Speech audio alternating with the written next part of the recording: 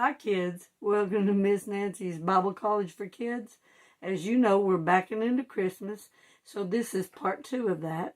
We will be looking at the morning of Jesus' death. Last of his life is about the death, the burial, and the resurrection. Jesus Christ did come to a manger, but he came to die for us. And that's why we're looking at the back of his life, the end of it, and then going back to the beginning. So bear with me. We're going to start in the New Testament in Matthew chapter 27. When the morning was come, all the chief priests and elders of the people took counsel against Jesus to put him to death. Why? And when they had bound him, they led him away and delivered him to Pontius Pilate, the governor.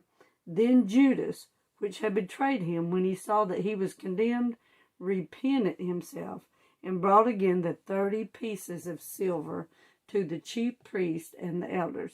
That's how much Judas Iscariot got paid to trap Jesus.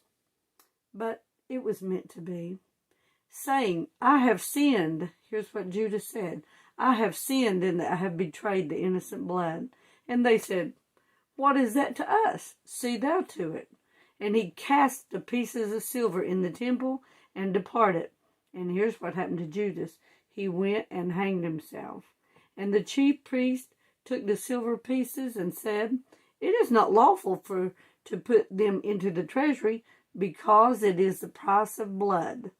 Oh, they sounded so pious, didn't they? And they took counsel and bought with them the potter's field to bury strangers in. Wherefore that field was called the field of blood unto this day. And boy, it sure was. Sure was. Then was fulfilled that which was spoken by Jeremy, which is Jeremiah, the prophet, saying, and they took the 30 pieces of silver, the price of him that was valued, whom they of the children of Israel did value, and gave them for the potter's field, as the Lord appointed me. And Jesus stood before the governor, and the governor asked him, saying, art thou the king of the Jews? And Jesus said to him, thou sayest. And when he was accused of the chief priests and elders, he answered nothing. Then said Pilate unto him, hearest thou not how many things they witness against thee? And he answered him never a word, insomuch that the governor marveled greatly. Now at the feast, the governor was wont to release unto the people a prisoner whom they would. So they get to choose a prisoner that gets released during this feast. And they had then a notable prisoner called Barabbas. Therefore, when they were gathered together, Pilate said unto them, whom will ye that I release unto you, Barabbas or Jesus, which is called Christ? Now Barabbas was a murderer, for he knew that for envy they had delivered him. This is Pilate. When he was set down on the judgment seat, his wife sent to him, saying, have thou nothing to do with that just man, for I have suffered many things this day in a dream because of him. But the chief priests and elders persuaded the multitudes that they should ask Barabbas and not Jesus, and destroy Jesus. The governor answered and said to them, whether of the twain, that means two, will ye that I release unto you? They said, Barabbas.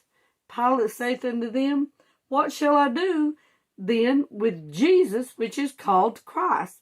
They all say unto him, let him be crucified. And the governor said, why? What evil hath he done? But they cried out the more, saying, let him be crucified. When Pilate saw that he could prevail nothing, and I want to stop right there and say Pilate had the power to stop Jesus from being crucified that day, and he chose not to do it. It's called peer pressure, but boy, he made the worst decision of his life. But when Pilate saw that he could prevail nothing, but that rather atonement was made, he took water and washed his hands before the multitude, saying, I am innocent of the blood of this just person. See ye to it. Then answered all the people and said, his blood be on us and our children. They asked for it, and they got it. Then released he Barabbas to them, and when he had scourged Jesus, he delivered him to be crucified. Then the soldiers of the governor took Jesus into the common hall and gathered him into the whole band of soldiers. And they stripped him. Miss Nancy, pause there for just a minute. I want you to think about if somebody stripped you right now, how that would make you feel. I would be so embarrassed. So I didn't want to play that down.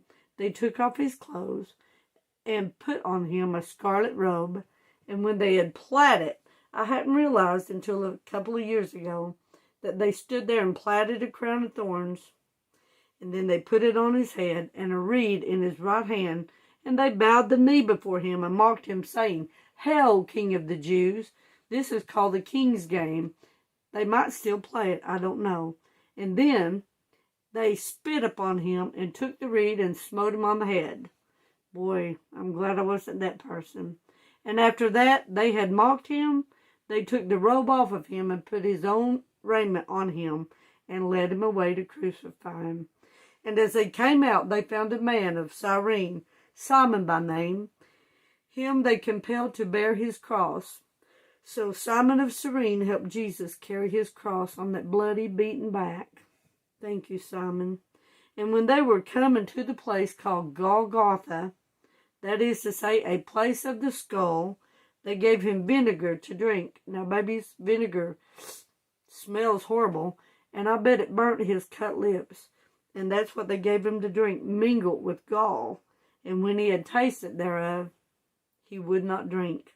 And they crucified him and parted his garments, casting lots, that's like rolling dice, I guess, to see what happened, that it might be fulfilled which was spoken by the prophet. They parted my garments among them, and upon my vesture did they cast lots. And sitting down, they watched him there, and set up over his head this accusation written, "This is Jesus, the King of the Jews." Then there were two thieves crucified with him, one on the right hand and another on the left. And they that passed by reviled him, wagging their heads, and saying, "Thou that destroyest the temple, and buildest it in 3 days, save thyself, if thou be the Son of God. Come down from the cross." Well, I personally thank God that Jesus did not come down from the cross, or we would all be lost and on our way to hell. Likewise also the chief priests mocking him with the scribes and elders said, "He saved others, himself he cannot save. If he be the King of Israel, let him come down now from the cross, and we will believe him." No, they wouldn't have. He trusted in God. Let him deliver him now. God could have. They should have been careful what they said. If he will have him, for he said, "I am the Son of God."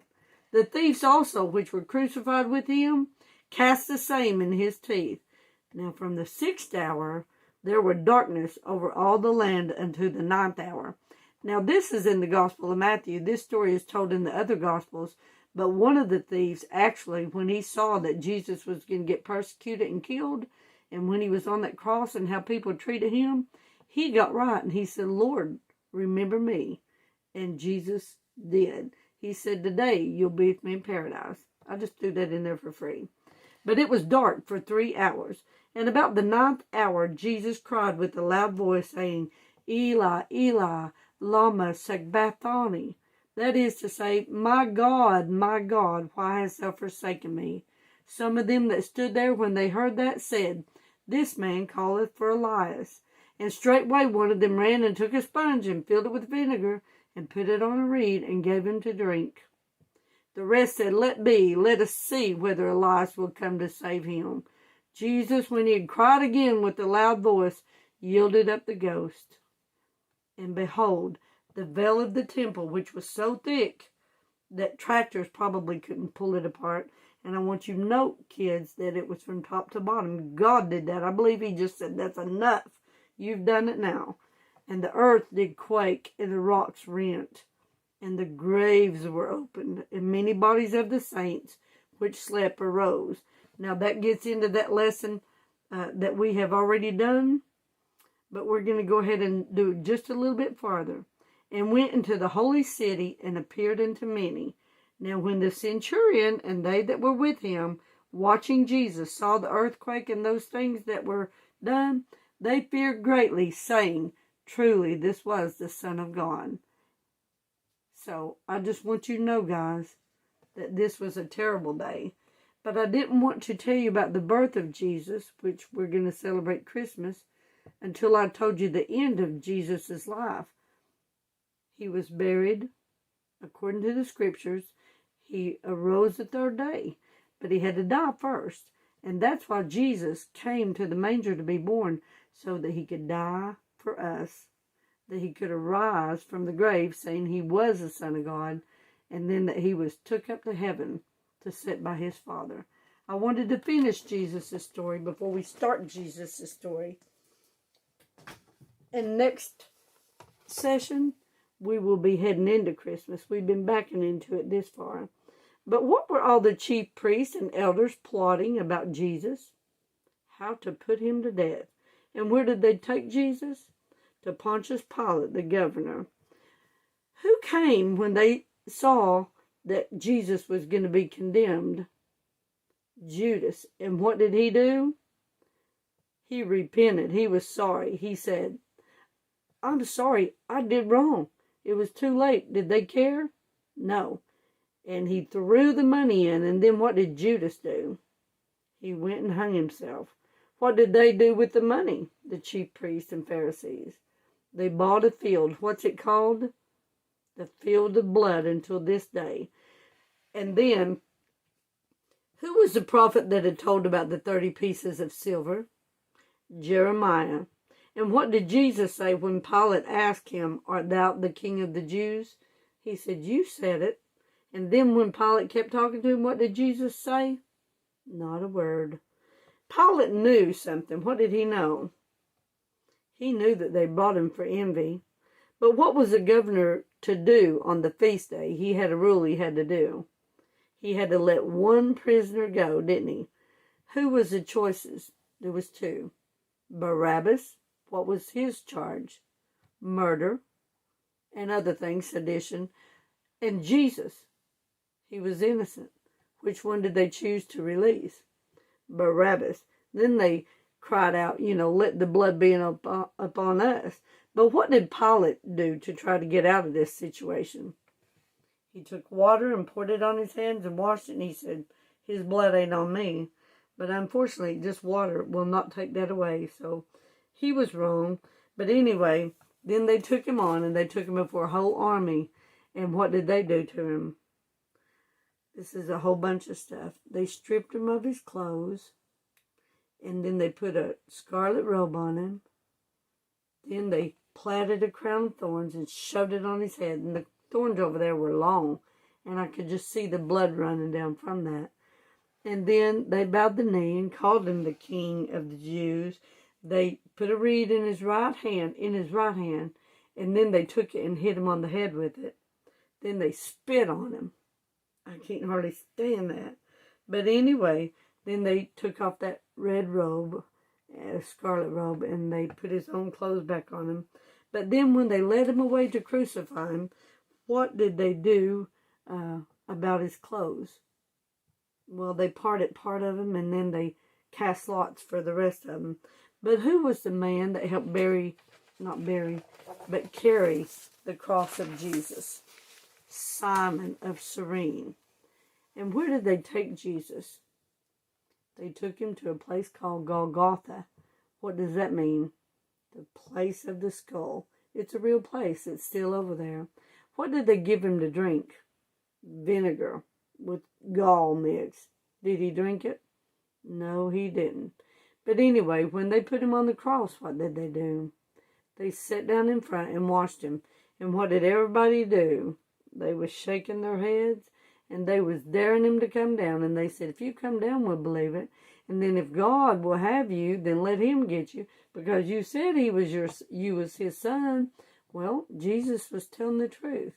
And so they just kept challenging him, and I thank God that he did not come down off of there. So this is the end of it, when he cried with that loud voice. But before that, 3 hours of something happened. What was it? 3 hours of darkness. But anyway, after the centurion soldier stood there and saw everything that happened, and what's some more fabulous things that happened? There was an earthquake that Bel was rent into, and people got up out of the graves and walked to the city. But when that centurion saw this, he said, truly, this was the Son of God. So next week we'll get into the good stuff, and I hope you guys will tune in. Thank you for watching. Bye, kids.